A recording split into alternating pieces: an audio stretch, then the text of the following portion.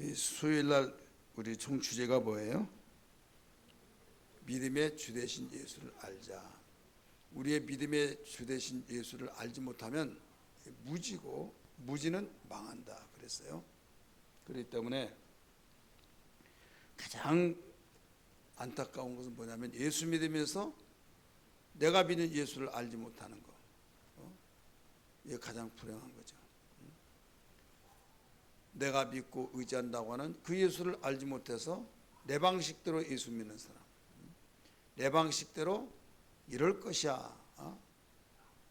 이것은 신앙도 아니고 신념이면서 하나님과 아무런 관계가 없는 자예요. 하나님이 우리를 기뻐하시고 구원받게 하시고 하나님의 아들이라고 일컬음을 허락해 주신 것이 조건이 다른 거 아니에요. 네가 몇 수십억을 내게 헌금해서 하나님의 내 아들이란 티켓을 따라 이렇게 말하지도 않고, 너는 최고의 그 공부를 해서 그 100점 만점에 커트라인에 합격하라. 그리하면 내 아들을 대해주겠다.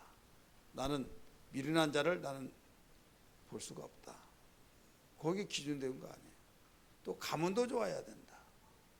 또 선한 자선 사업하는데 내가 그 한 달에 한 5번은 거기서 봉사를 해야 된다. 기타 등등 이모저모 다양하게 기준을 선정하지 않고 나를 믿으라는 거죠. 근데 우리가 믿는 예수는 하나님의 아들로서 보내심을 받고 오시는데 2000년 전에는 서로 악수하고 안녕하세요 하고 식사도 같이 하고 만져보기도 하고 알았는데, 그분이 죽고 부활하시고 40일 동안 계시다가 하늘로 올라가셔서 지금은 눈에 볼 수가 없는 거예요.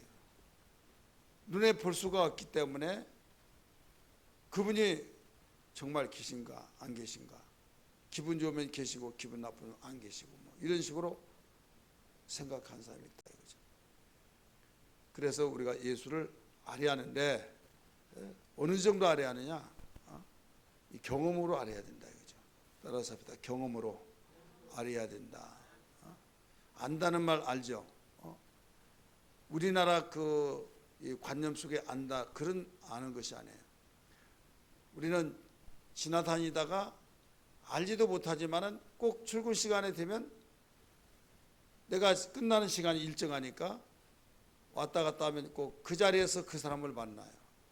그러다 좀 한두 번 만나서 계속 만나니까 안녕하세요 하고 고개를 끄덕하면서 예 안녕하세요 서로 인사하고, 나중에 인사하면 옆에 사람이 아냐고 좀 안다고.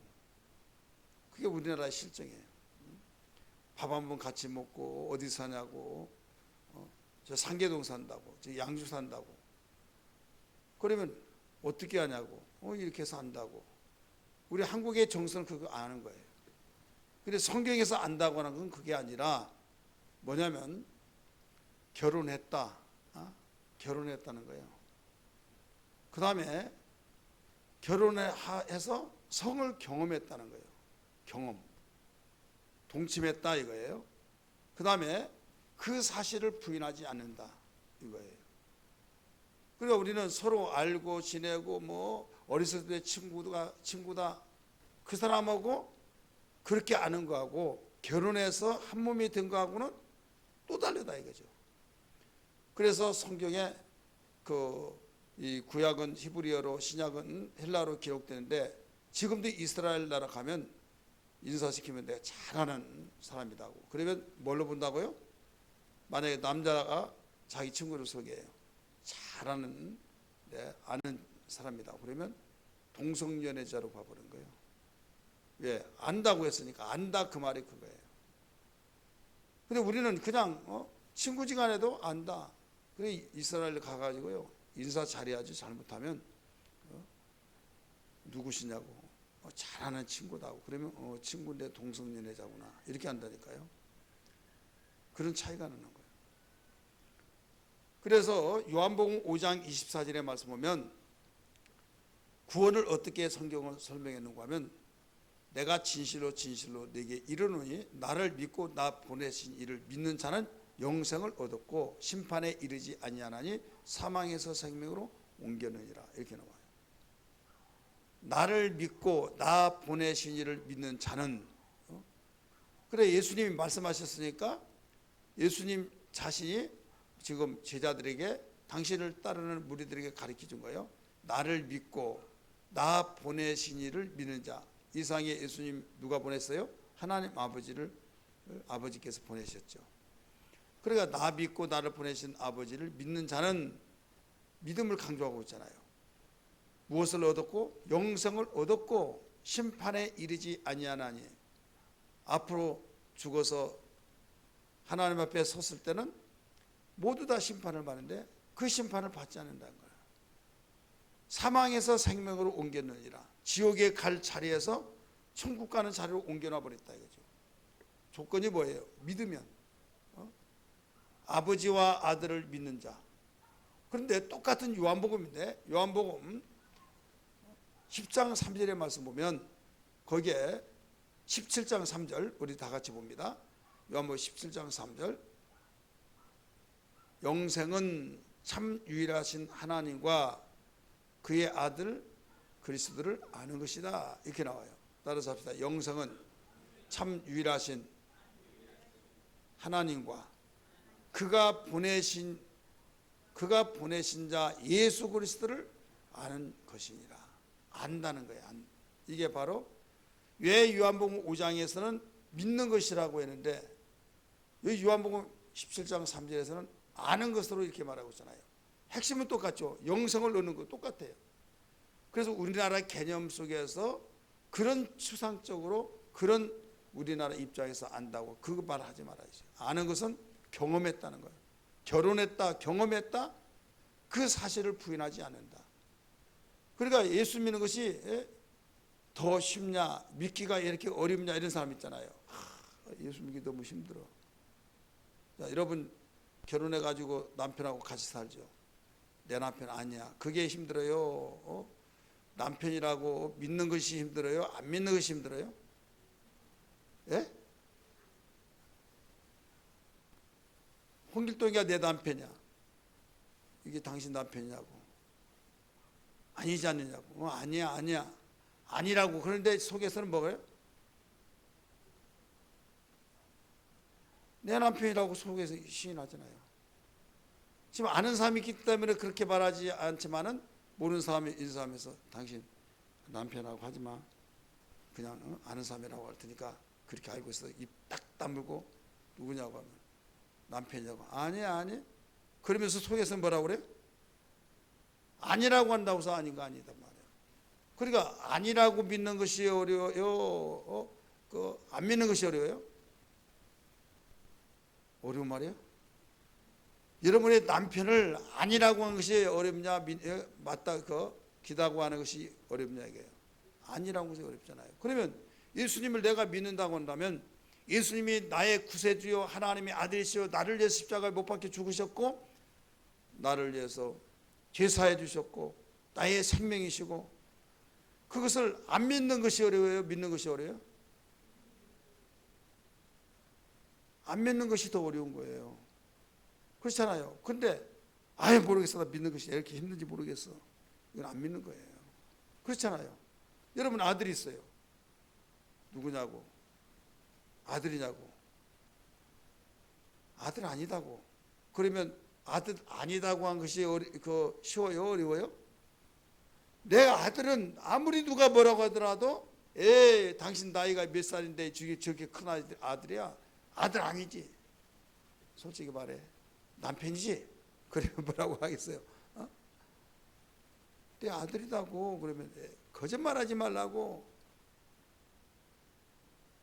그러면 내 아들이 아니라고 하는 것이 더 어려운 거예요. 아들인데 내 아들 아니다고. 사람들이 옆에서 그러니까 아들이다고 아니다고 막. 왜 어려울까요? 아니라고 하면. 내 아들인데 아니라고 하는 것이 믿기가 어렵죠. 내 배알이 아래서 낳았잖아요. 내가 키웠잖아요.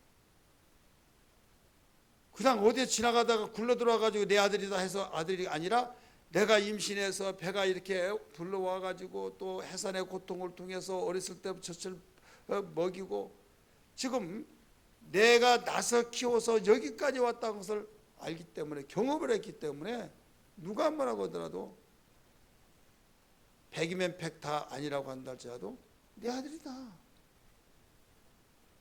예, 경험을 통해서 믿어준 거예요. 그래서 순교자가 나온 거예요. 베드로 같은 경우에 사도들 예수가 하나님의 아들이다, 그가 부활하시다, 그 말만 하지 마라. 다른 건 다 말할지라도 그 말만 하지 말라는 거예요. 그래서 나중에 또 이야기했어요. 왜 하지 말라는 짓을 왜 하냐. 다른 건 다 가르치더라도 예수는 하나님의 아들이요, 그는 죽었다 살아나셨다고 하는 그것만 말하지 말라고 하는데 왜 말하느냐. 뭐라고 그랬어요? 우리가 하나님의 말씀과 내가 믿는 믿음을 말하지 않고 어떻게 믿는데 어떻게 말하지 않을 수 있느냐. 만약에 그렇다면 하나님의 종이 아니다, 이렇게 말했죠. 그래서 오늘날 많은 사람이 이론적으로 믿듯이 그냥 세례교육으로 믿는 걸로 생각하고 있어요. 이건 세례교육이 아닙니다. 경험이에요. 그래서 우리가 믿는 예수를 우리 바로 알자는 거죠.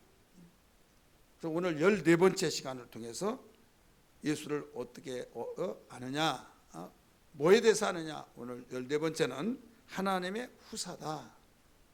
후사라고 하는 사실을 알아야 될 줄 믿습니다. 따라서 합시다. 예수는 하나님의 아들이신데 뭐다? 하나님의 후사다. 우리 개정판에서는 그 상속자라 이렇게 나오죠. 상속자. 그러면 우리는 알아야 할 것은 예수는 하나님의 후사인데 오늘 2절에 그렇게 나오잖아요. 이 모든 날 마지막에는 아들을 통하여 우리에게 말씀하셨으니 이 아들을 뭐라고 그랬어요? 만유의 상속자로 세우시고 후사로 세우시고, 이 말이에요. 그럼 후사란 말은 무슨 말이에요? 임금의 자리를 계승할 수 있는 후계자라는 뜻이에요. 임금의 자리를 계승할 수 있는 후계자. 자, 아들이 그 임금이 영원하지 않기 때문에 죽잖아요.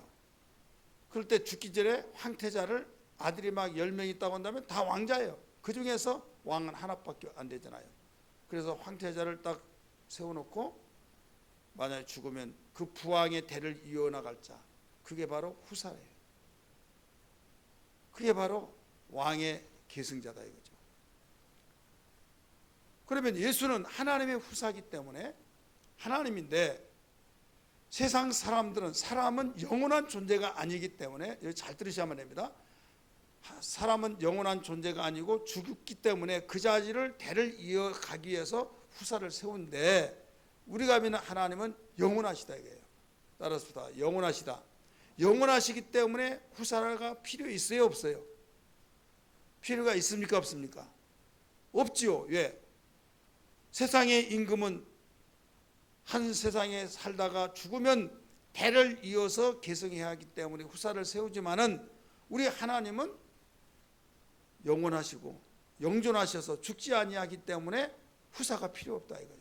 근데 무슨 후사가 필요하냐? 이렇게 생각을 할 수 있다 이거죠.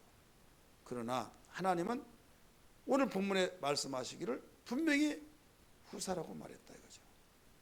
하나님이 분명히 여기서 후사라. 한번 다시 보세요. 옛적의 선지자들을 통하여, 구약시대 때는 선지자를 통해서 말씀하시잖아요. 여러 부분과 여러 모양으로 우리 조상들에게 말씀하신 하나님이 진히 조상들에게도 다 말씀하신 그 하나님이 이 모든 날 마지막에는 아들을 통하여 우리에게 말씀하셨으니, 이제는 선지자들을 통해서 말씀하시다가 마지막 날은 아들을 통해서 친히 말씀하셨다 이거예요.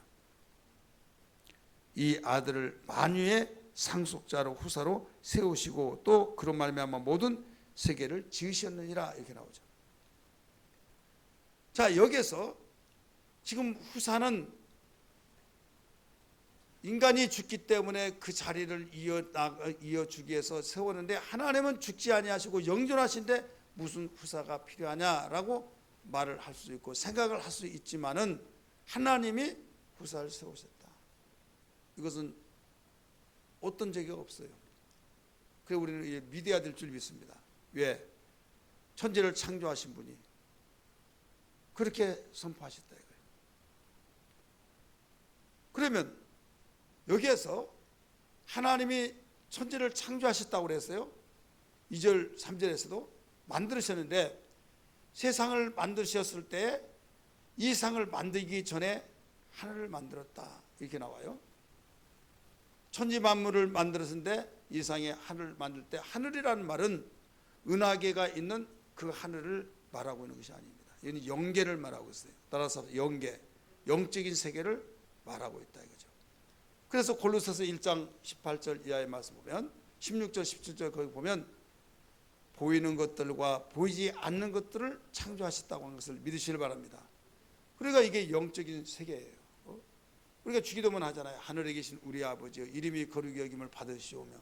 그러니까 하늘에 계신 우리 아버지라니까 저 하늘 은하계는 그 속에 하나님이 계신 걸로 생각하고 있다 이거죠. 그런데 이 세상에 만드신 것이 하늘이 먼저 있었느냐 하나님이 먼저 계시냐 이게요. 뭐가 먼저 계셨어요? 하나님이. 그러면 천지도 그 하늘도 누가 지었다고요? 하나님이 지으셨다 이거예요. 그러면 하나님은 함께 계신 분은 누구냐면 아들과 함께 계시는데 하나님은 영원전부터 계셨다 이거예요. 영혼과 함께. 따라서 영혼과 함께.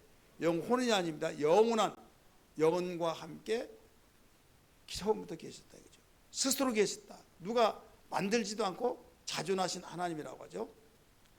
그렇기 때문에 그 뒤에 하나님께서 하늘을 만드시고 하늘 안에 무엇을 만드냐면 우주를 만들었다 이거죠. 따라서 하늘 안에 우주를 만드셨다. 이 우주를 만드신 것을 만유라 이렇게 말해요. 따라서 합시다. 만유. 만유의 주 이런 말 많이 하잖아요. 그래서 이 만유라는 말은 하나님이 보이는 가시적인 모든 세상 만물을 지으신 신앙에 고백된 이건 하나님의 것입니다. 왜? 하나님이 모든 것을 다 지으셨기 때문에 하나님의 것입니다라고는 신앙인의 고백이에요. 왜? 하늘도 하늘 안에 우주를 만드시고 그 만드신 모든 것이 하나님의 것입니다. 그렇기 때문에 사도 베드로도 지금 당신을 그 자기 사도들을 막 부활을 증거했다고 해서 때리고 감옥에 가두고 다시 끄집어내서 얘 하지 말라는 말 했느냐. 그래서 우리가 하나님 말씀 듣는 것이 순종하시 하나님의 사람이 아니냐. 만약에 사람의 말을 순종하느니라고 하나님 말씀을 순종하자면 우리는 하나님의 종이 아니다. 그랬더니 막 더 앞으로 분명히 말하지만 절대 그런 말 하지 말라고 풀어놔줬어요. 그래서 그 사건을 다른 사람에게 그대로 이야기해 주면서 뭐라고 했느냐. 바로 하나님께 감사기도를 한 거예요. 그 사람들 그 말을 들었던 우리 성경 볼까요? 사도행전 4장 24절. 사도행전 4장 우리 같이 봅니다. 24절이에요. 시작. 그들이 듣고 마음으로 하나님께 소리를 높여 이르되 대주제여 천지와 바다와 그 가운데 만물을 지으시니시오. 이게 개혁성경에서 만유라고 나와요. 만물 만유. 그러니까 천지와 바다와 그 가운데 만유를 지으시니시오. 그러니까 이건 가시적인 눈에 보이는 모든 만물을 다 지으신 그 신앙의 고백인 그 사건을 신앙인만이 고백할 수 있는 그런 용어예요. 신앙인이 아닌 사람 뭐라고 그래요? 자연적으로 생겼다, 진화됐다 이렇게 말하잖아요. 하늘과 바다와 또 땅과 천지가 하늘과 땅이죠. 그 다음에 그 가운데 지금 지구촌에 있는 모든 것들이 바로 하나님이 지으신 겁니다. 만유가 다 하나님의 것이요. 여러분 이것도요 신앙의 고백이 되지 않으면 될 수가 없다는 걸 알아야 될 줄 믿습니다. 이 세상이 어떻게 되느냐. 학교에서는 그렇게 배우잖아요. 진화됐다. 근데 천지 하늘을 지으시고 그 안에 우주를 지으시고 우주 안에 있는 모든 것들을 다 끼워 놓고 맞춰 놓고 다 지어서 조화를 이루어지게 만든 것은 하나님이 그 만유를 지으신 겁니다. 그리고 이건 하나님의 것이다. 그래서 시편에 굉장히 많이 나오잖아요. 하늘도 내 것이다. 땅도 내 것이다. 이 땅의 모든 것이 하나님의 것이다. 그걸 찬양하라 가르쳐 주잖아요. 그래서 예수는 아버지의 품속에 계시다가 이 세상에 나타나셨어요. 그러니까 하나님이 영혼과 함께 계시는데 예수는 아버지의 독생자의 품속에서 나타나셨기 때문에 바로 예수도 영원하신 분이다 이거예요. 따라서 영원하신 분이다. 하늘은, 천지는, 모든 만유는 하나님이 지으셨기 때문에 같이 있을 수가 없는 거예요. 먼저 지으시고, 그래서 하늘을 지어놓으시고 너무 아름다워서 거기에 보좌를 만드시고 거기에 앉게 하시려고. 근데 만유를 지어놓고 우리의 죄를 사해주는 그 사해주는 일을 하게 하시고, 그래서 예수님이 이 세상에 오셔서 그 다음에 영계는 이제 그 하늘이죠. 거기에서 십자가에 못 박혀 죽으시고 다 뜻을 이루신 그분에게 바로 보좌에 앉게 하셨다. 그래서 우리는 십자가에 못 박혀 죽으시고 부활하시고 난 뒤에 하늘로 올라가서 어디에 앉아 계신다? 보좌 우편에 계신다. 로마서 8장 34절에서도 가르쳐 놓고 있잖아요. 우리 성경 볼까요? 로마서 8장 34절. 로마서 8장 34절 같이 읽습니다. 시작. 누가 정죄하지? 다시 살아나신 이는 그리스도 예수시니 그는 하나님 우편에 계신 자요 우리를 위하여 간구하는 자시니라. 보좌 우편에 계신다 이거죠. 어떤 사람이 이렇게 말합니다. 높고 높은 보좌에서 낮고 찬한 곳에 오셔서 기도할 때 그런 기도를 많이 해야 하네요. 이건 모르는 소리예요.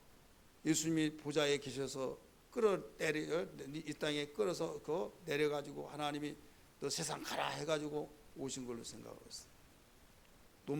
요한복음 1장 18절의 말씀 보면 아버지의 품속에서 독생하신 하나님이 나타나셨다고 그랬어요. 그래야 이 세상에 오시기 전에 어디 계셨다고요? 아버지 품속에서.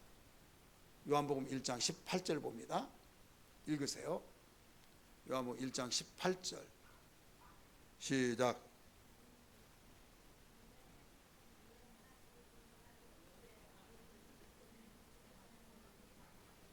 본래 하나님을 본 사람이 뭐라고 그랬어요? 없으되 아버지 품속에 있는 독생하신 하나님이 나타나시느니라. 자, 나타나셔서 우리와 함께 거하셨잖아요. 말씀이 육신이 되어서 이 땅에 오셔서 무슨 일 하셨어요? 죄를 없이 하시고, 죄를 없이 하셔서 나중에 부활 승천하셔서 보좌 우편에 계신다. 그래서 여기 3절에서도 그 말씀을 하신 거예요. 우리 3절 한번 보시기 바랍니다. 이는 하나님의 영광의 광채시요 그 본체의 영광이시라. 그의 능력의 말씀으로 만물을 붙드시며 죄를 뭐라고 했어요? 정케 하신 일을 하시고 높은 곳에 계신 지극히 크신 이의 우편에 앉으시니라. 순서를 잘 가르쳐주고 있잖아요. 바로 이 땅에 오셔서 죄를 없애주시고 하나님께서 미리 만들었던 그 보좌에 하늘을 만드시고 거기에 보좌를 두시고 거기에 바로 앉게 하셨다. 이렇게 말했죠. 그리고 그 앉게 하신 그렇게 가장 그 품속에 계셨던 분을 이제는 보좌를 만드시고 거기에서 우편에 앉게 하신 하나님. 여러분, 내가 사랑하는 사람을 가장 좋은 곳을 만들고 그 옆에다가 앉혀놓고 싶어요? 안 앉고 싶어요? 앉혀놓고 싶죠. 그래서 하늘을 먼저 지으시고 보좌를 만드시고, 그런데 보좌를 만드신 것은 거기 앉게 하시려고 하는데 일도 안 하고 거기 앉을 수 없잖아요. 그래서 만유를 지으시고 죄를 없애게 해주신 것, 십자가에 못 박혀 죽게 하시고 그 다음에 부활하셔서 보좌 우편에 앉아 계신다. 그 다음에 그에게 무엇을 주셨느냐? 심판하는 권세를 주셨다. 따라서 심판하는 권세를 주셨다. 하나님이 모든 걸 권세를 다 가지고 심판하시고, 그런데 이제 아들에게 권세를 주셔서 아들을 높여주신 거죠. 우리 성경 볼까요? 요한복음 5장 22절을 먼저 읽습니다. 요한복음 5장 22절.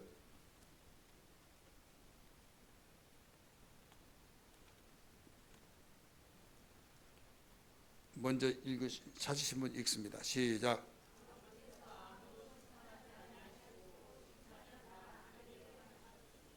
아멘.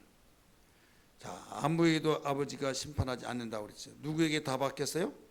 아들에게. 보좌 우편에 계신 아들에게 다 맡겼다. 그 다음에 또 봅니다. 이제 27절 말씀 시작. 또 인자됨으로 말미암아 심판하는 권세를 주셨느니라. 인자됨으로 말미암아 이 땅에 오셔서 아버지의 뜻을 다 이루시고 보좌 우편에 계신 그분이 이 땅에 오실 때 뭐하러 오세요? 심판하러 오신다 이거죠. 그 심판의 권세를 다 맡겼다 이거예요. 하늘로 올라가실 때 뭐라고 그랬습니까? 내가 하늘과 땅의 권세를 아버지가 내게 맡겼다. 나는 그 권세가 있다. 이렇게 가르쳐 줬죠. 마태복음 28장 봅니다. 마태복음 28장 18절부터 읽습니다. 시작.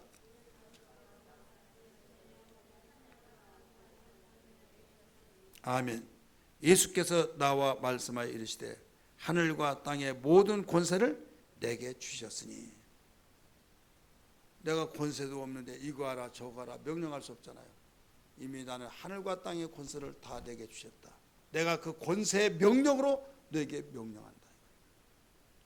나는 아버지로부터 땅과 하늘의 권세를 위임받아서 나에게 주셨기 때문에 그 권세로 너에게 지상 대명령을 하겠다 하면서 모든 족속을 가서 제자를 삼아 아버지와 아들과 성령의 이름으로 침례를 주고 이런 말씀 하시나요? 가르쳐 지키게 하라. 세상 끝날까지 내가 너희와 함께 하리라 라고 말씀하시잖아요. 요한복음 사도행전 1장 8절은 뭐라고 그랬어요? 오직 성령이 너에게 임하시면 권능을 받고 예루살렘과 유대와 사마리아 땅 끝까지 내 증인이 되리라 하시면서 하늘로 샥 올라갔다. 지상 대명령. 지나간 사람이 당신 이거 하라 저거 하라 하면 이런 귓법 맞아요. 당신 뭔데 알지도 못하면서 그러냐고 할 거 아니에요. 지금 마태복음에서는 마태는 분명히 예수를 뭐라고 가르쳐 주냐면 아버지가 나에게 하늘과 땅의 권세를 주셨다. 나는 그 권세를 가지고 너에게 명령한다 이거예요. 아버지가 심판하는 권세를 아들에게 주셨다. 그래서 나는 그 권세를 가지고 이 모든 것을 심판하겠다 이거죠. 이게 저절로 됐느냐? 아니라 바로 하나님 아버지의 그 후사로서의 아들에게 그 기업을 주셨다 이거죠. 따라서 합시다. 후사로 주셨기 때문에 아버지의 그 하신 일을 아들에게 모든 후사로서 네가 내 고난으로 모든 걸 다 하라 이거죠. 자, 세상에 따라서 임금은 죽기 때문에 대를 이어서 하지만은 하나님은 영원하신 분이기 때문에 죽지 않는다 이거예요. 죽지 않지만은 아들에게 모든 것을 권세를 주셨고 또 그 심판하는 고난도 주셨고 그래서 당당하게 주님이 이 세상에 오셔서 그 권세로 모든 것을 이 땅에 일을 하셨다 이거죠. 그럼 우리는 알아야 할 것이 뭐냐면 이 세상에서 살면서 예수 그리스도 그분은 인자가 되셔서 아버지의 그 품속에 나타나시면서 하나님이다 이거예요. 왜? 하나님과 함께 하셔서 하나님과 동등됨을 취하고 하나님과 함께 하셨기 때문에 왜? 이 세상을 짓고 난 뒤에 예수님이 생겨난 것이 아니라 영원전부터 아버지와 함께 품속에 계셨다가 천지를 창조하신데 하늘을 지으시고 그렇기 때문에 하늘에 지으셔서 피조물은 모든 다 하나님의 피조물이다 이거죠. 하늘을 만드시고 보좌를 거기에 두셨다 할지라도 하나님이 만드신 그 보좌다 이거죠. 그러면 예수님은 이제 모든 고난을 받아서 그분은 두 가지의 하는 그 권리가 있는데 뭐가 있냐면 하나는 내가 죽을 수도 있고 내가 살 수 있고, 그래서 그 계명을 내가 받았다. 계명. 그래서 예수님이 하신 그 계명은 어떤 누가 이걸 그만해서 막아낼 수 있는 것이 아니다 이거죠. 따라서 예수의 고난은, 계명은 절대자예요. 그분이 하신 말씀이 계명으로서 그게 의요, 그분의 의지요. 그분의 의지는 100% 완전한 의다 이거예요. 의롭다 이거예요. 우린 대부분 사람들이 야 그분은 명령이면 그 다냐? 하지만은 여러분 절대자이기 때문에, 그분은 영원 전부터 계셔서 아버지의 후사로서의 그분이 하신 모든 말씀은 다 계명으로서 주셨기 때문에, 그래서 그분의 의지요, 그분의 의지는 뭐예요? 의요. 그분의 의는 두 가지가 있어요. 우리는 한 가지의 의만 있습니다. 한 가지 의지만 있어요. 우리 인간은 뭐냐면 네가 살려고 하는 그 의지를 가지고 살아. 너는 죽을 의지가 없다 이거죠. 살아야만 된다. 그래서 선악과를 먹지 말라. 선악을 알게 할 실과를 먹지 말라고 했잖아요. 2장 17절 창세기 보면 먹는 날에는 정령 죽으리라. 이것은 먹지 아니해야만 영원히 산다. 그런 의미예요. 그래서 너는 살 권리만 있지 네가 죽을 권리는 없다. 네가 죽지 않기 위해서는 반드시 선악을 알게 하는 실과를 먹지 말라. 이걸 가르쳐 주신 거예요. 믿으시길 바랍니다. 근데 예수는 만유의 주가 되시기 때문에, 하나님이시기 때문에 그분의 의지가, 그분의 계명을 명령하셨고, 그분의 계명은 우리 주님의 곧 하나님의 의지가 담긴 그 의지 속에 모두 의만 있다 이거예요. 그러니까 그가 무슨 말을 하든지 간에 거기에는 의다 이거예요. 따라서 합시다. 무슨 말을 하시든지 간에 의다. 나라마다 법이 있죠. 근데 법은 바로 선포가 됩니다. 선포되면 그때부터 싫든 좋든 법에는 뭐가 옳은 의가 있어요. 그래서 법에 의해서 이건 잘못됐다, 너는 잘했다, 법을 지키면 죄 없다, 법을 지키지 않으면 너는 죄인이다, 그래서 처벌을 받고 그러잖아요. 그러니까 이미 법이 선포가 되면 그 법에서 하지 아니하면 죄인이고 하면은 그게 죄가 아니에요. 마찬가지로 절대자이신 우리 주님께서 말씀하신 그 계명은 모두 하나님의 그 의지로서의 의이기 때문에 그 명령을 받아야만 산다. 믿으시길 바랍니다. 그래서 그분은 살 권리가 있고 때는 죽을 권리가 있는 거예요. 예수님 십자가 못 박혀 죽었잖아요. 예견상 볼 때는 가룟유다가 팔고 유대인들이 강도는 놔두고 예수는 십자가 못 박으라고 이렇게 데모하고, 그러니까 그 군중 심리에 말 들어주지 않으면 밀란이 일어날 것 같으니까 빌라도가 세수대야에다가 물 가지고 오라고 하면서 손을 씻으면서 나는 아무 죄 없다, 너희가 원해서 그런 것이다, 너희 핏값을 너희가 받아라, 우리가 받겠습니다 해가지고 이 진행 절차를 보니까 죽이라고 했을 때 십자가에 못 박혀 죽였던 것이기 때문에 죽기 싫은데 죽은 걸로 생각하고 있다 이거예요. 아니에요. 예수님은 내 목숨을 누가 내게서 빼앗아가는 것이 아니라 나는 살 권리도 있고 나는 버릴 권한도 있다. 내가 버리는 것은 살기 위해서 내가 목숨을 버리노라 얘기나. 따라서 합시다. 살 권리가 있다. 그러면 죽을 권리도 있다 이게. 왜? 아버지의 뜻에 의해서 육체로 오셨기 때문에 이제는 그 순종을 해서 아버지 뜻을 이루어야 하기 때문에 아버지께서 내가 죽을 권리와 살 권리를 받아서 죽으라고 명령하셔서 나는 왔기 때문에 내가 스스로 목숨을 버린다. 이걸 가르쳐 준 거예요. 많은 사람들이 로마 병정들이 유대인들의 요구하는 그 뜻을 따라서 예수를 십자가 못 박아 죽인 것은 예수의 목숨을 빼앗아간 걸로 오해하고 있는 거예요. 가시적으로 볼 때는 빼앗아 가는 것 같죠. 그러니까 힘없이 예수님 죽었다. 그래서 문선명이 나온 거예요. 왜? 나는 예수님이 십자가 못 박혀 죽은 것은 너무 실망했다. 어떻게 하나님의 아들이라고 하는데 인간의 손에 죽느냐? 하나님의 아들은 멋지게 십자가 못을 땅땅 할 때 불어서 날려버리고 거기서 그대로 뛰쳐나와서 내가 죽을 줄 아냐 여봐라 하면서 청청날벼락처럼 그대로 호령해서 완전히 혈압에 날아가 버려서 다 날려버리면 멋들어지게 하나님의 아들한 걸 보여주면 얼마나 좋았을까. 그런데 힘없이 죽느냐 이거죠. 그건 지 생각이에요. 누구 생각이에요? 문선명 지 생각이다니까요. 하나님은 죽으라고 보낸 거예요. 인간이 죄인되어서 죄로 죽는데 내가 살려줄 텐데 죄값을 지불해 줄 자가 없다. 여러분 아무리 사랑하는 아들 부모라 할지라도 형제라 할지라도 내가 돈이 없어서 빚을 갚아줄 수 힘이 없다고 나면 갚아줄 수 있어요 없어요? 못 갚아준 거예요. 부모라도 갚아줄 수 없고 형제라 할지라도 내가 힘이 없으면 갚아줄 수가 없는 거예요. 종으로 끌려간다 한달도 가슴만 아프지 해결할 길이 없는 거예요. 갚아줄 수 있는 힘이 있어야 될 줄 믿습니다. 인간이 죄에 빠져서 죄에 팔려서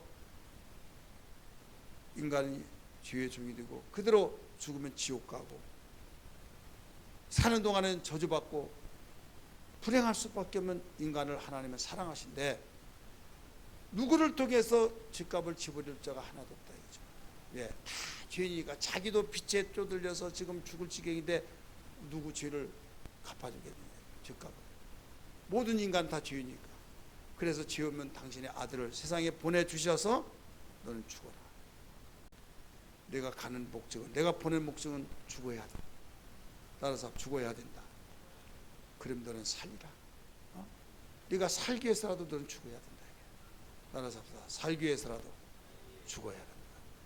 그래서 예수는 육신을 입고 이 세상에 나타나서 살 권리도 있고 죽을 권리도 있고 얻을 권리도 있고 바로 버릴 권리도 있고 그래서 내 목숨을 너희들이 생각한 대로 누가 내 목숨 빼앗아서 내가 힘이 없어서 빼앗긴 것이 아니다. 내가 스스로 버린다. 이렇게 가르쳐 줬다니까요. 우리 성경 다 봅니다. 요한복음 10장 17절 18절 요한복음 10장 17절 18절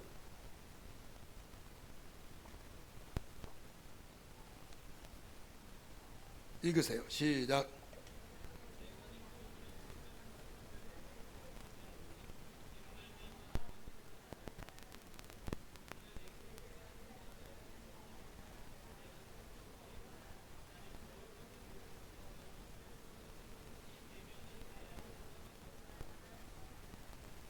아멘.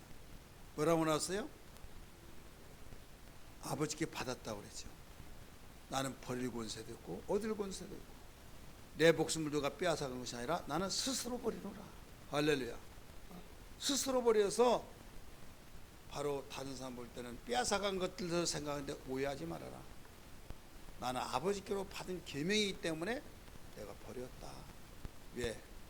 내가 얻기 위해서 내 목숨을 버리는가. 그래서 버렸더니 부활했어요 안 했어요?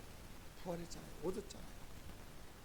그러니까 버리는 것은 나중에 알고 봤더니 우리의 죄값을 지불해 주기 위해서 당신의 몸을 죽여주셨다.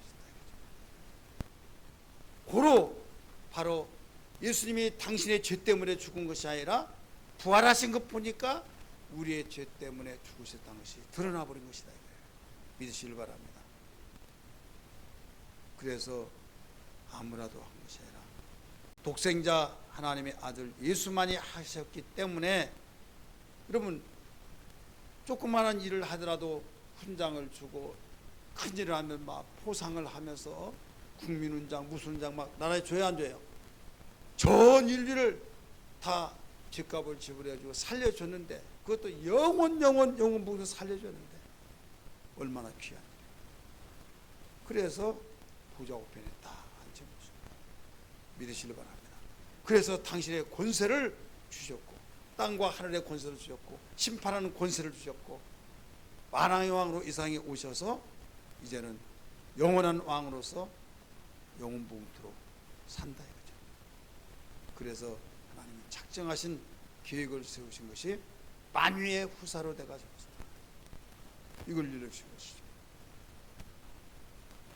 근데 우리 주님은 두 가지의 그 의지가 있어요. 이미 말씀했던 것처럼 하나는 거역할 수 있는 의지가 있고 하나는 순종할 수 있는 의지가 있어요. 따라서 합시다. 거역할 수 있는 의지.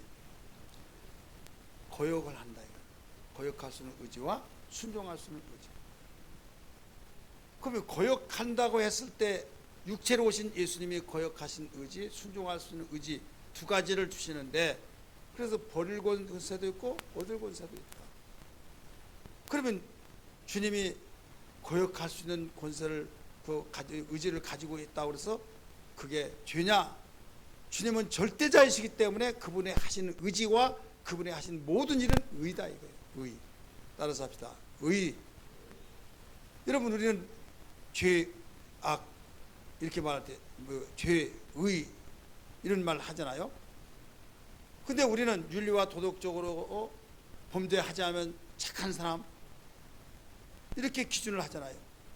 근데 하나님이 의이기 때문에 그분의 모든 일은 다 하나님의 의지로 명령하시고 그분의 하시고자 하는 뜻대로 하시기 때문에 그 하신 일과 말씀하신 것과 하나님의 뜻을 따라서 거역할 수도 있고 하나님의 뜻을 따라서 바로 순종할 수도 있고, 근데 이것이 모두 다 의다 이거예요. 여러분, 나를 죄에 대하라면 저희가 나를 믿지 아니하며, 요한복음 16장 9절 기억하시면 아멘 하시 바랍니다. 죄에 대하라 하면, 죄라고 하는 것은 저희가 나를 믿지 아니한 것입니다. 세상 사람 이걸 인정을 아주 이해하지도 못하는 거죠. 죄란 것은 사람을 죽인 것만 죄가 아니다. 바로 너희가 나를 믿지 않은 것이다. 무엇을 믿지 않은 거예요? 내가 너희의 죄를 위해서 십자가에 못 박혀 죽었고 너희의 죄짐을 다 짊어지는데 그런 것이 어딨냐고 해서 믿지 않는 것 그 자체가 죄다. 그런 것이 어딨냐고 한다고 한다면, 하나님이 심판할 때 네가 지옥 가는 죄, 천국 가는 죄는, 천국 가는 것은 어디에 기준하냐?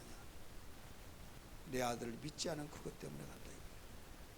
강도가 좋은 일 한번 했어요. 십자가에서 못 박혀 죽으면서 오늘 밤에 네가 나와 함께 낙원에 있으라 할 때 회개함으로써 십자가에서 예수님이 하나님의 아들한 걸 믿음으로 말미암아 오늘 밤에 나와 함께 낙원에 있으라고 그랬잖아요. 그러면 그 믿는 그 마지막이 그때 믿음으로 갔기 때문에 좋은 일 할 수 있는 시간이 있었어요, 없었어요? 하나도 없었어요. 어떻게 천국 가요? 인간의 사회생활 속에서, 개념 속에서는, 관념 속에서는 천국 갈 근덕지도 없고 천국 갈 어떤 착한 일을 행하는 것도 없고 아무것도 없다 이게. 그런데 주님은 뭘로 그 천국으로 간다고 말씀하는 거예요? 믿었기 때문에. 자기 똑같이 주님을 원망하다가 야, 너 그러지 말아라. 저분은 하나님의 아들이고 우리는 마땅히 죽어야 된다. 한편 강도를 나무랬잖아요. 나를 불쌍히 여겨달라고 하니까 오늘 밤에 너는 나와 함께 낙원에 있으리라.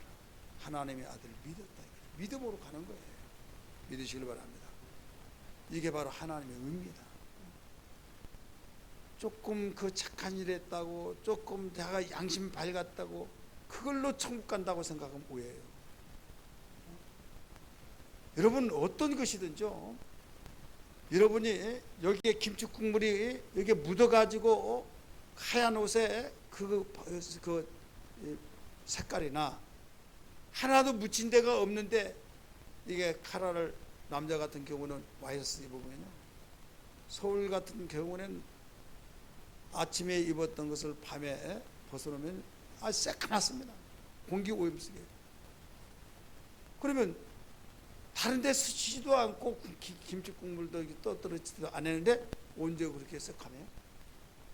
나는 깨끗하게 입는다고 입었지만은 여기 소매도 새까맣고, 네, 공기 자체가 오염됐다. 오염된 세계에서 살면 나도 모르는 사이에 깨끗하게 입었던 것 같지만은 벌써 오염된 것처럼 이 세상에는 죄악 세상이라는 걸 믿으시길 바랍니다. 죄악 세상이기 때문에 내가 아무리 양심을 가지고 살고 착한 일을 하고 별짓을 다 한다 할지라도 하나님 볼 때는 거룩하신 분이기 때문에 우리가 온전한 의를 향한 자 하나도 없다. 다 죄입니다. 모든 사람이 죄를 범하였으며 하나님께 영광을 돌리지 못했다. 의는 없나니 하나도 없다. 그러면 어떤 자가 의냐? 깨끗이 세탁했을 때 옷이 깨끗해진 것처럼 바로 하나님의 아들 예수께서 십자가에 못 박혀 죽으실 때 피를 보면 넘어가리라 하신 것처럼 예수의 피로 씻음 받는 자, 할렐루야, 예수의 피로 죄사함 받는 자, 예수만 믿으면 다냐? 하지만은 하나님의 의가 기준이 그거다. 하나님의 아들 예수의 피가 나를 구원하셨고 그 피가 내 죄를 속해 주셨다는 걸 믿는 순간에 예수의 피로 깨끗함을 받는 의롭다함을 얻는 하나님의 의가 나에게 이루어질 것이다. 그것 때문에 천국 가는 거예요. 그것 때문에 우리가 하나님께로부터 옳다 인정을 받는 거예요. 그것 때문에 심판을 면하게 되어지고 우리는 하나님의 아들이라고 일컬음을 받는다는 걸 믿기 바랍니다. 그러니까 많은 사람들이 착각한 것이 뭐냐면 공자같이 누구 뭐 석가같이 그런 식으로 하면서 모두 다 종교는 똑같다. 권사님들이 그렇게 말하는 사람도 있어요. 심지어는 목사도 그런 사람이 있어요. 믿음의 주 되신 예수를 모르는 사람이에요. 여러분이 그 전도서 많이 읽으셨죠? 욥기, 그 다음에 뭐예요? 시편, 그 다음에 잠언, 그 다음에 전도서예요. 자, 전도서를 많이 읽으면 뭐가 나요? 전도서는 끝까지 읽지 않으면요 무에서 무로 돌아간다. 헛되고 헛되고 헛되고 헛되니 모든 것이 헛되로다. 전도자가 말하되 이렇게 나오잖아요. 전도서 1장 2절부터 한 구절에 5번이 나와요. 그러면서 모든 거 헛되다고 계속 가르쳐주고 있잖아요. 자, 불교의 교리가 뭐예요? 헛되다는 거예요. 무에서 무로 간다는 거예요. 그러니까 이 전도서는 바로 무슨 교류 같아요? 불교의 교류 같아요. 불교인들이 전도서를 모르면요 불자가 될 자격이 없다. 그런데 잠언은 유교인들이 잠언을 알지 못하고는 유교가 될 수가 없다. 왜? 지혜로운 거잖아요. 부모 공경하고 지혜롭고 막. 그래서 공자가 하는 말을 다 마음에 와 닿고 막 그런 것처럼 이 잠언을 읽다 보면 그런 거잖아요. 죄짓지 않고 죄인과 의인, 슬기로움과 지혜자 나아가서 하나님 경외하라 막 나오죠. 근데 잠언이나 전도서나 누가 지었어요? 솔로몬이 했잖아요. 지혜자가. 근데 이 솔로몬은 천년 사람이에요. 천년. 근데 공자는 그 500년 사람이에요. 500년. 석가도. 그러니까 그 어떤 역사가들은, 제가 하는 말이 아니에요.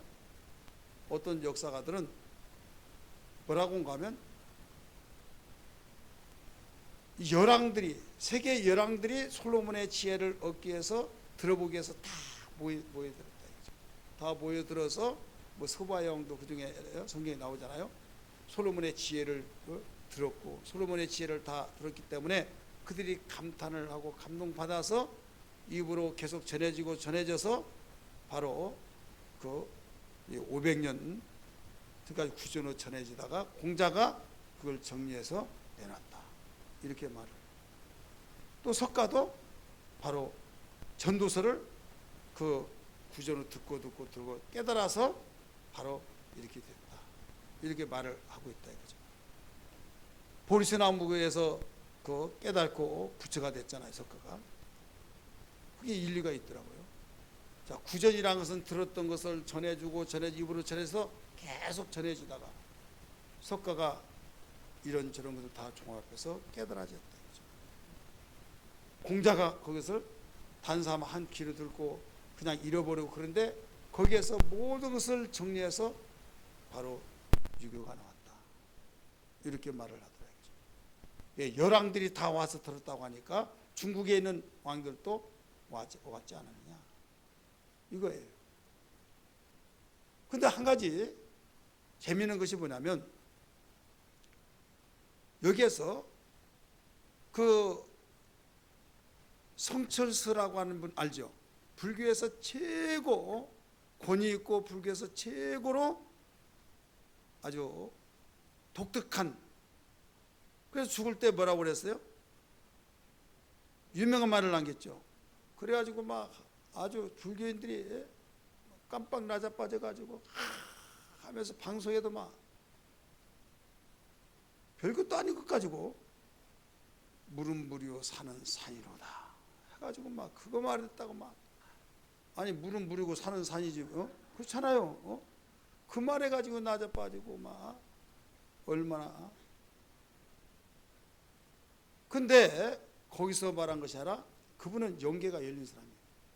뭐냐면 그렇게 존경하고 불자들이 불교에서 최고로 존경하다고 하는 성철스인데, 그분이 그 말을 하면서 자기의 소지품과 모든 것 볼 때 정말 청빈 생활로서 그렇게 가난하게 청빈 생활을 했다, 귀감이 되고 막. 그런데 그 사람같이 깨끗하게 살고 그 사람같이 청빈하게 살고 그 사람같이 정말 설파하고 그렇게 살았는데 뭐라고 하면, 지금 나는 저 지옥에 나는 지금 고통을 받고 있다.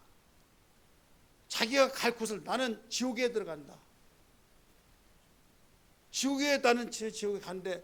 그것도 지옥의 불교에서 8단계가 있는데 최고의 고통스러운 그 고통을 내가 그 속에 받는데, 그러면서 석가는 지옥의 사자다, 이렇게 말했어요.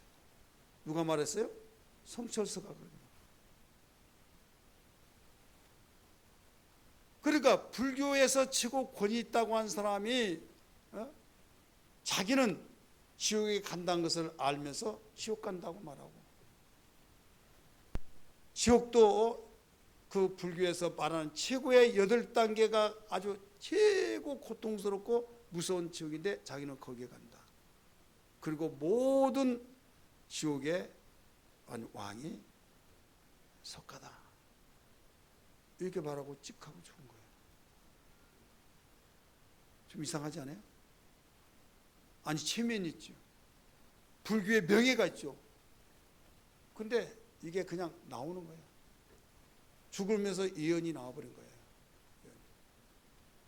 나귀를 때렸을 때 왜 나를 때리느냐, 막 나귀가 말을 했어야 안 했어요? 그런 격이죠, 쉽게 말해서. 여러분, 그런데 모든 종교가 똑같다? 아니에요. 그래서 이 전도사가 없이는 불교의 어떤 교리를 알 수가 없다. 그래서 그 불교가 그렇게 강조하고 자랑스러웠던 그것이 바로 전도에서, 전도사에서 카피에서 나와지고 거기에 예수 그리스도가 불교의 위다, 이걸 가르쳐주고 있는 거예요. 따라서 합시다. 예수 그리스도가 불교의 위다, 이걸 가르쳐줍니다. 예수 그리스도가 유교의 위다. 이래 결국을 다 들었으니 하나님을 경외하고 그 명령을 지킬죄다. 이것이 사람의 본분이니라. 이게 전도서 12장 13절이에요. 14절은 가르쳐주면서 선악간에 하나님이 심판하시리라. 거기서 결론이 딱 내려집니다. 그러니까 그 뒤에 결론을 알지 못하면, 야, 뭐 유교나 불교나 다 똑같네, 이렇게 생각해 버리죠. 그 속에 예수 그리스도가 있다 이거예요. 할렐루야. 사랑하는 우리 성도들이, 예수는 하나님의 후사입니다. 따라서 합시다.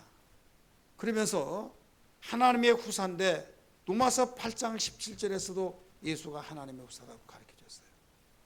우리 성경 볼까요? 로마서 8장 17절 같이 읽습니다. 시작. 자녀이면 또한 상속자 곧 하나님 상속자요 후사요 그리스도와 함께 한 상속자니 우리가 그와 함께 영광을 받게 하여 고난도 함께 받아야 할 것이라. 자, 그리스도와 함께 한 뭐라고 그랬어요? 상속자니 후사니. 이미 히브리서 1장 2절에서는 예수님은 하나님의 후사라고 나왔어요.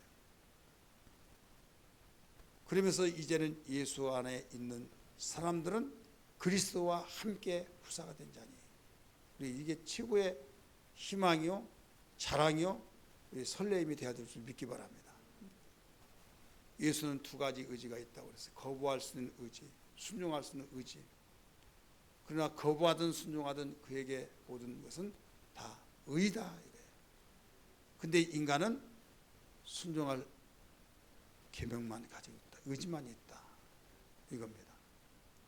근데 천사, 사람 여기는 반드시 두 가지 이 태도가 이루어진대요. 둘로 두 의지로 되어 있는데 하나는 수동적인 의지, 하나는 배타적인 의지예요. 따라서 수동적인 의지, 배타적인 의지. 수동적인 의지는 내가 선하게 좀 살아야겠다, 착한 일을 해야겠다 이거예요. 근데 배타진 것은 거부하고 싶은 생각이 있는 거예요. 빗나가 버리고 싶은 거.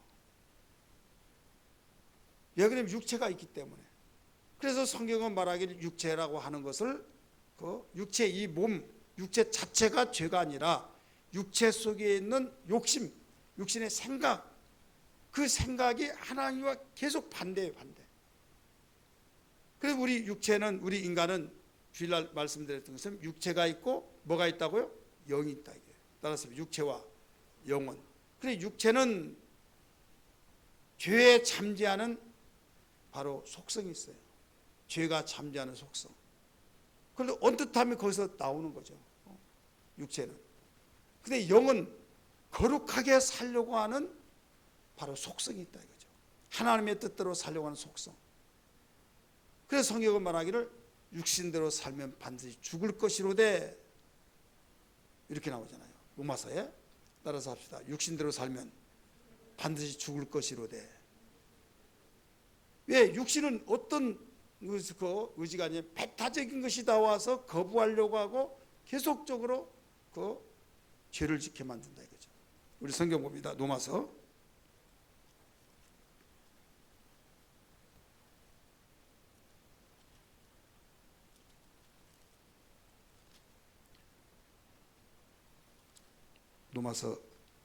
8장 13절 말씀 12절부터 같이 읽을까요?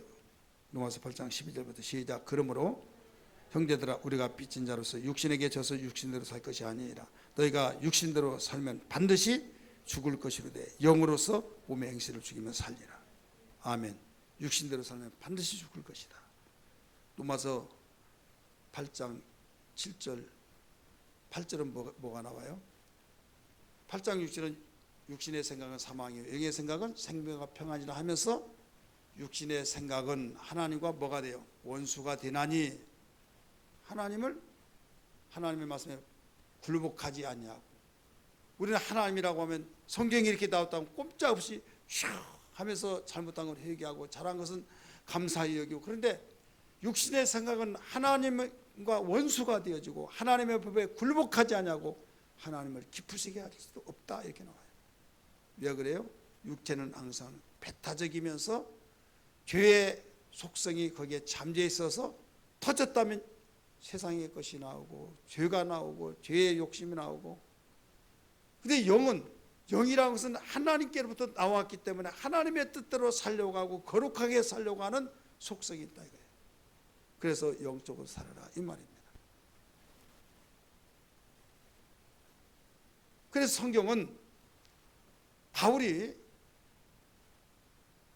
다메섹 도상에서 부활하신 예수를 만나고 난데 너무 깊어서 막 할렐루야가 저절로 나오고 그러는데 좀 살다가 보니까 이게 아닌데 내가 하고 싶은 것은 안 되고, 그러니까 영의 속성은 뭐 하나님 뜻대로 살아야 하잖아요. 죄를 짓지 않으려고 하잖아요. 그런데 죄를 짓게 되고 마음에 막 이게 아닌데 하면서 어떤 유혹을 받고 욕망이 생기고 이건 아니야 하는데도 이 속에서는 아니야 하는데도 하게 되고 너무 괴로운 거예요. 막. 너무 괴로워가지고 자살할 직전에 오라 나는 공고한 사람이다. 이 사망의 몸에서 누가 나를 건져내랴. 우리는 그냥 그렇게 있지만요. 그가 속에 갈등이 얼마나 심하는지. 그래서 노마서에 무엇을 해결했냐면 7장 거기에서 해답을 내는 거예요. 19절부터 21절. 내 속에 두 가지 존재가 있구나. 그걸 가르쳐준 거예요. 19절 한번 같이 읽을까요? 로마서 7장 17절 먼저 읽습니다. 17절. 이제는 그것을 행하는 자가 내가 아니요 내 속에 거하는 죄니라. 내 속 곧 내 육신에 선한 것이 거하지 아니한 줄을 아노니 원하면 내게 있으나 손을 행하는 것은 없더라. 내가 원하는 바 손을 행하지 아니하고 도리어 원하지 아니하는 악을 행하는다. 왜 그래요? 육체가 있고 영혼이 있기 때문에 육체는 죄의 속성이 있어서 틈만 있으면 그 뜻대로 죄를 지으려고 편하게 살려고 하고 그냥 순리대로 사는 것이 아니라 영리로 살아서 어떻게 한탕주의가 되려고 하고 뺏어서 죽여서라도 내 것으로 만들고 싶어. 주변에 아무도 없어. 그런데 속에서 영은 너 그렇게 살지 말아라. 그랬으면 안 된다. 뭐가? 내 영에서. 그래서 두 가지가 막 계속 싸우는 거예요. 막 갈등이 심해가지고 너무 괴로워서 오라 나는 공고한 사람이다. 이 사망의 몸에서 누가 나를 건져내 이렇게 말한 거예요. 그럴 때 내 속에 두 가지 존재가 있구나. 그걸 깨닫고 정립이 되는 거예요. 우리 그 20절 또 있습니다. 만일 내가 원하지 아니하니 그것을 하면 이를 행하는 자가 내가 아니요 내 속에 관한 뭐라고 했어요? 죄니라. 21절 시작. 그러므로 내가 한 법을 깨달으니 그 선을 행하기 원하는 나에게 악이 함께 있는 것이로다. 아멘.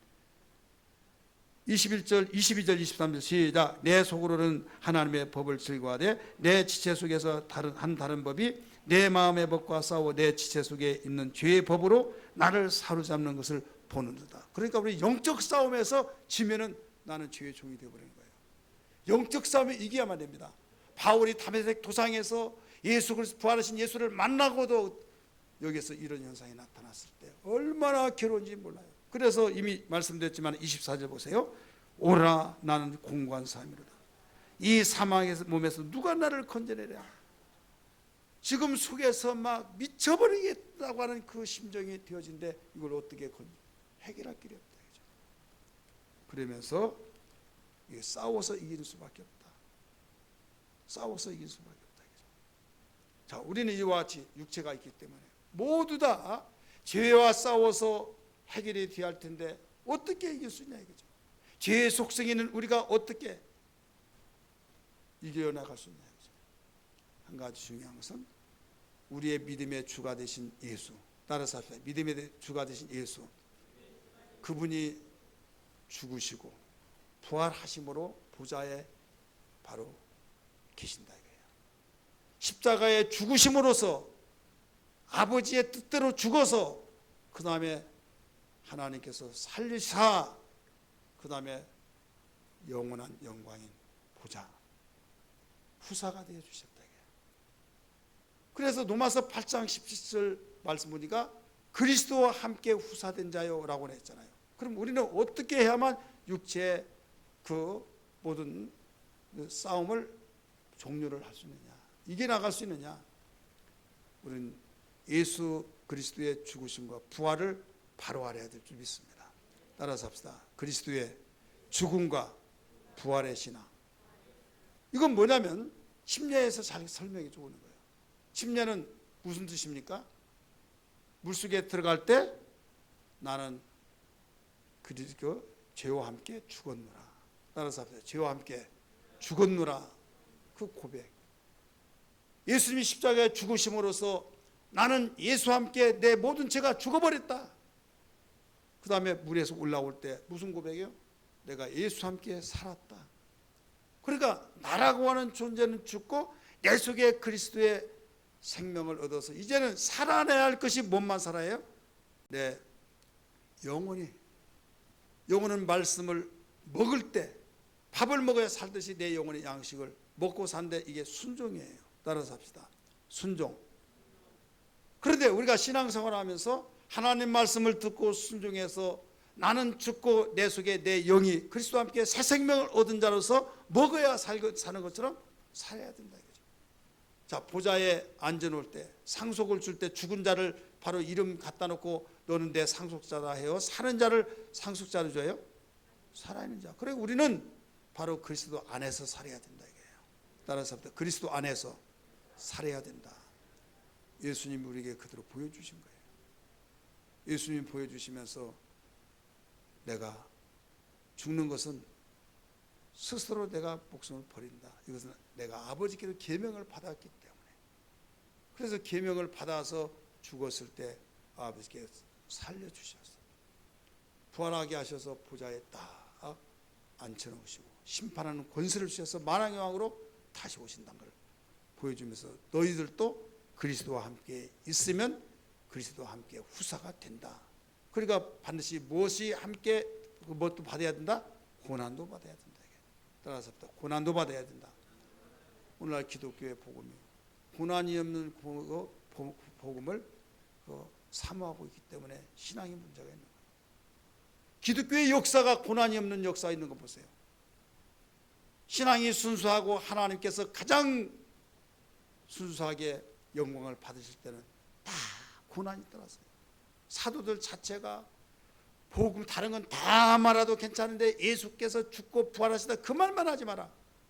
그 말한다고 고난받았어. 그리고 오늘날 예수님이 우리를 위해서 죽으셨습니다. 그분은 살아계십니다. 그분 믿어야 구원받습니다. 사도들이 고백하는 복음을 전하다가 고난받았듯이 오늘날 예수 믿는 사람들이 이 복음을 전할 때 고난받고 이 복음을 전할 때 고난받지만은 우리의 영혼이 살고 하나님의 나라의 고난도 함께 받아서 그리스도와 함께 후사로서 상속자가 된다 이거예요.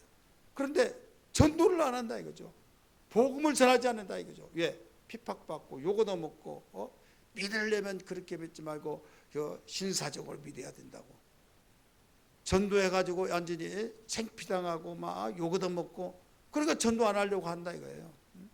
전도가 요새 됩니까 하고 막 전도 다른 방법을 택해야 된다고. 무슨 방법이 있어? 너희는 가서 이렇게 나오잖아요. 가서 앉아서가 아니라 가서 제자를 삼아.